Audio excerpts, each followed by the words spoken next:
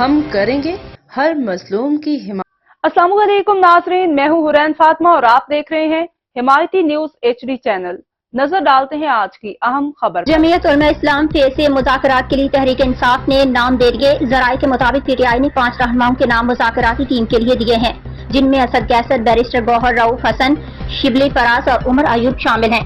مولانا فضل الرحمان کے بیان پر ترجمان تحریک تحفظ آئین پاکستان نے موقف دیا ہے کہ مذاکراتی عمل آگے بڑھانے کے لیے 1-2 دن میں ناموں کا اعلان کیا جائے گا۔ دونوں اطراف سے ناموں کی فہرست کا جائزہ لے کر اعلان کیا جائے گا۔ دونوں کی مذاکراتی کمیٹی مل کر مستقبل کا لائحہ عمل مرتب کرے گی۔ مولانا فضل الرحمان نے پریس کانفرنس کرتے ہوئے کہا تھا کہ جماعت کی مجلس شورا نے PTI کے رابطوں کا جائزہ لیا۔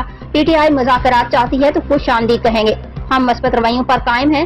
سنی اتحاد کونسل کے سربراہ نے کہا JUIF کے ساتھ اتحاد نہیں ہو سکتا۔ انہوں نے کہا کہ PTI کی قیادت میں یکسوئی کا فقدان ہے۔ پارٹی سربراہ کی طرف سے وفود ہمارے پاس آتے ہیں جو معاملات کو طے کرنے کی ہدایت کو لے کر آتے ہیں۔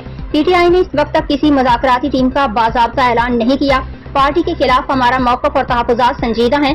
ہم نے PTI کو واضح کر دیا تھا کہ تحفظات دور کرنے ہیں تو ہم مناسب ماحول کے لیے آمادہ ہیں۔ اب تک کے لیے اتنا ہی۔ مزید خبروں اور اپڈیٹ سے باخبر رہنے کے لیے دیکھتے رہیں حمایتی نیوز HD چینل۔